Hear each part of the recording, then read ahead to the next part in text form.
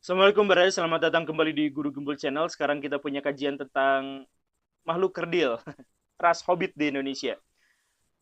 Sebenarnya ini bermula dari requestan kawan saya yang minta dibahas tentang manusia purba. Dia adalah seorang guru sejarah dan pakar kurikulum di Jawa Barat. Tetapi requestan itu kan agak nanggung, jadi ya sekalian aja kita explore yang seru-seru. Kan requestannya itu adalah bahas manusia purba. Nah, kita akan bahas bukan hanya sekedar manusia purba, tetapi ras manusia purba yang unik, yaitu kerdil, dan diduga di Tengarai dia masih hidup sampai sekarang dalam jumlah yang cukup signifikan dan ditemukan bukan oleh satu dua orang tetapi beberapa puluh orang termasuk ilmuwan-ilmuwan barat dan penjelajah-penjelajah yang menuliskan pengalaman mereka bertemu dengan makhluk-makhluk itu di Indonesia dalam catatan masing-masing. Kita mulai Baraya.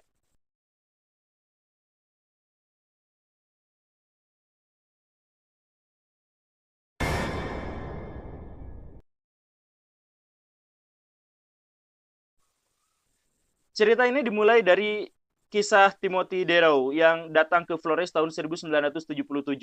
Dia datang ke Indonesia sebagai peneliti burung karena dia melihat Indonesia sebagai salah satu sarang burung yang paling eksotik. Jangan mikir-mikir konotatif ya. Dia datang ke Indonesia bersama kawannya Giri Ward dan seorang penjelajah juga dari Indonesia, Derajat Saputra. Waktu mereka sedang bikin kemah, mereka dikejutkan oleh ditemukannya jejak-jejak telapak kaki manusia, tetapi kecil. Tiga orang ini berpikir, aduh ini kasihan ada anak nyasar. Mungkin pikirannya seperti itu karena jejak telapak kakinya kecil sekali.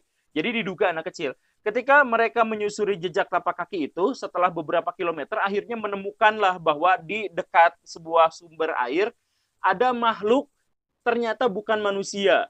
Wajahnya digambarkan lebih tua, tetapi penuh dengan bulu.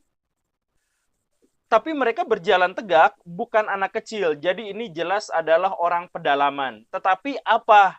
Tiga orang ini memutuskan untuk memotret, mencoba untuk mengabadikan sosok makhluk itu. Tetapi di tengah kegiatan mereka, mereka disergap oleh sekelompok manusia kecil lainnya dalam jumlah yang luar biasa banyak.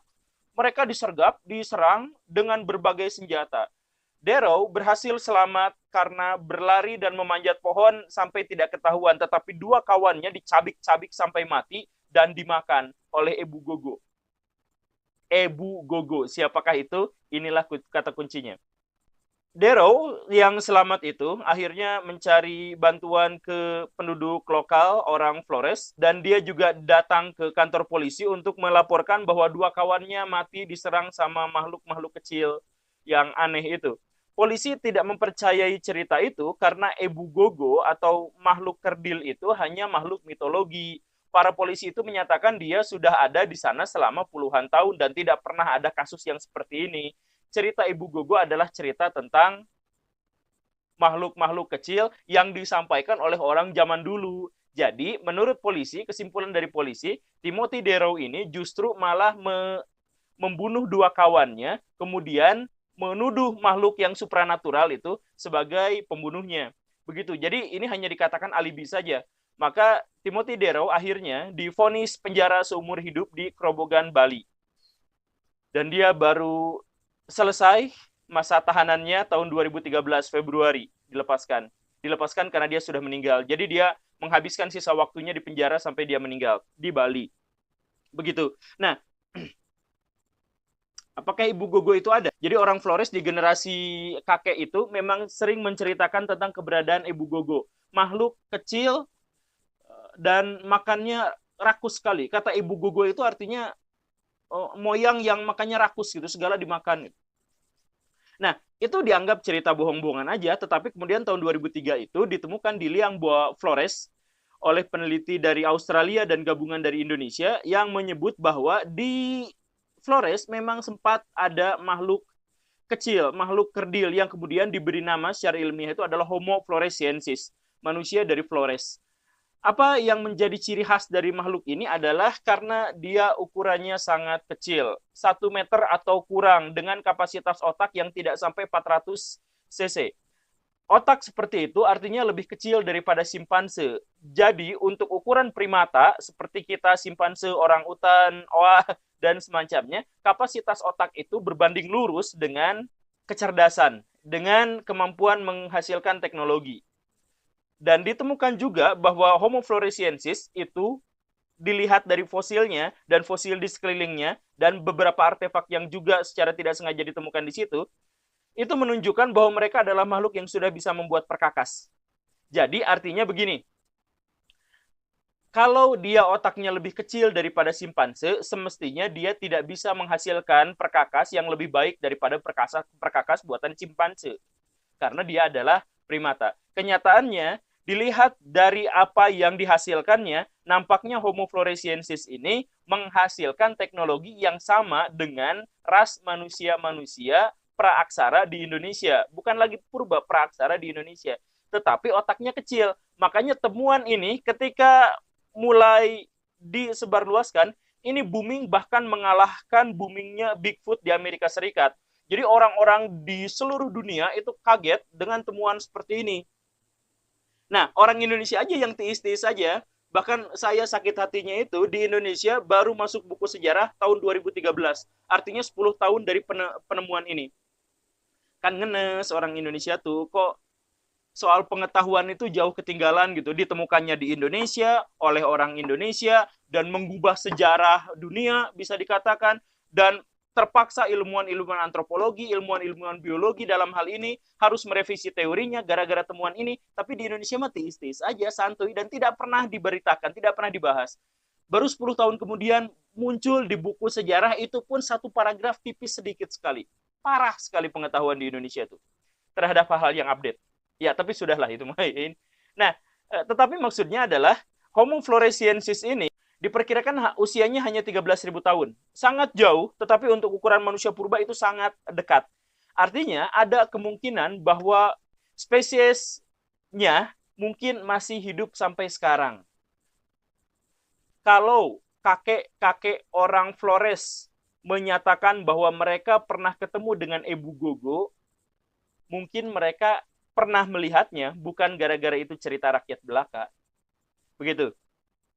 Coba kita lihat, kita loncat beberapa ribu kilometer ke arah barat. Di Sumatera juga ada cerita tentang Ohang Pandak atau orang pendek.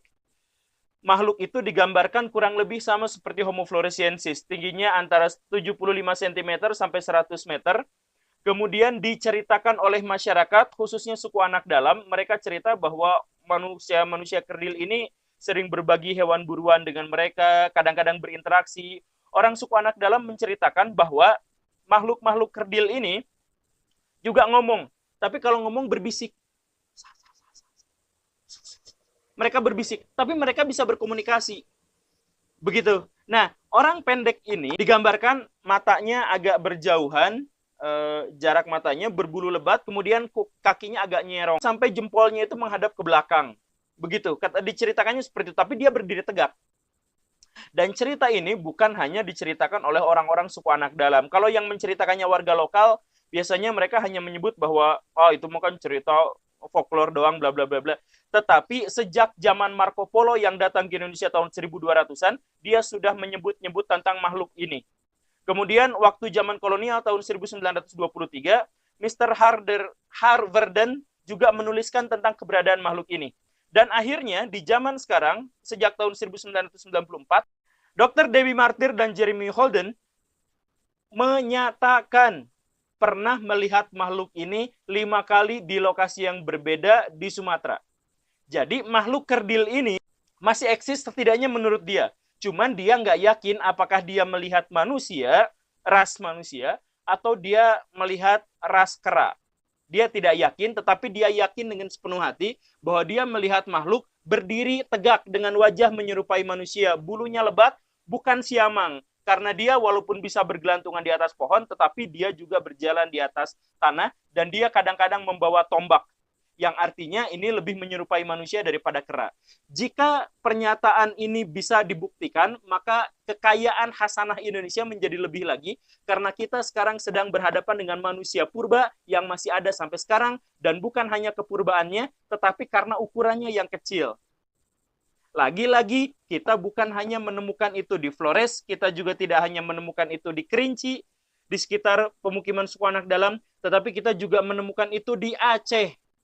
Nah, di Aceh itu sampai ada videonya yang terkenal, orang lagi trail, naik motor, tiba-tiba memergoki manusia kerdil yang berlari sangat cepat dan masuk ke dalam hutan.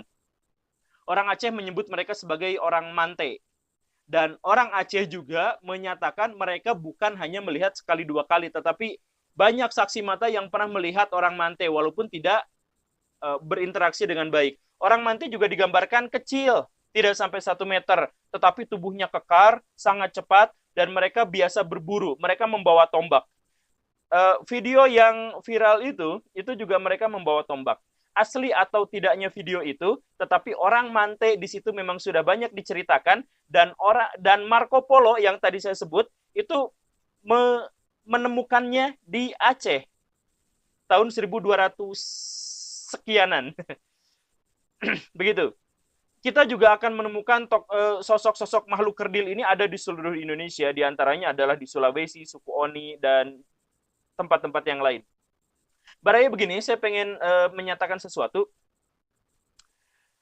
Kalau ada cerita rakyat, dan cerita rakyat itu bentuknya hanya lokal saja, ada di satu tempat saja, maka kita bisa ambil kesimpulan, jangan-jangan itu hanya cerita rakyat saja. Tidak ada aslinya di situ. Misal, kuntilanak. Kuntilanak itu hanya ada di Indonesia. Di wilayah lain juga tidak ada. Artinya, bisa kita simpulkan bahwa kuntilanak itu hanya cerita rakyat yang disampaikan untuk tujuan tertentu, biasanya moral. Tidak ada aslinya begitu. Atau Kanjeng Nyi Roro Kidul. Karena hanya ada di situ dengan penggambaran yang begitu, mungkin dia memang tidak ada. Mungkin. Tetapi kalau kita menemukan ada cerita mistik, magis, spiritual, tetapi itu ditemukan di seluruh dunia dengan cerita yang kurang lebih sama, maka kita harus menduga bahwa makhluk itu atau sesuatu itu mungkin terjadi di masa lalu dalam kenyataan. Ada. Misal begini, banjir besar itu bukan hanya diceritakan oleh orang Islam dan orang Kristen dan orang Yahudi dalam kitab sucinya, tetapi diceritakan oleh orang Papua, oleh orang Pasifik, oleh orang Cina, oleh orang Amerika pedalaman, itu menceritakan tentang kisah banjir besar. Bahkan orang Mesir kuno juga menceritakan hal yang sama. Jadi, kalau orang seluruh dunia menceritakan hal yang sama, walaupun versinya sedikit berbeda, jangan-jangan peristiwa itu memang benar-benar terjadi. Termasuk juga dalam hal ini, raksasa dan hobbit, makhluk kecil itu, diceritakan di seluruh dunia. Dalam ceritanya banyak versinya, tetapi secara substansinya kurang lebih sama. Makhluknya kecil atau yang raksasa, makhluknya besar. Jadi, kalau diceritakan secara konsisten di seluruh belahan dunia, maka kita harus buka kemungkinan bahwa jangan-jangan itu nyata. Dan di Indonesia itu bukan hanya soal kemungkinan. Di Indonesia fosilnya ditemukan dan saksi-saksi matanya banyak yang melihat. Homo floresiensis, Ebu Gogo, Ohang Pandak, suku Oni, orang Mante, atau apapun itu namanya, sampai sekarang masih eksis di Indonesia. Itu saja Baraya, terima kasih karena sudah menyaksikan episode ini. Silahkan subscribe, silahkan share, silahkan tonton episode saya yang lain. Semoga bermanfaat. Saya Guru Gembul. Assalamualaikum warahmatullahi wabarakatuh.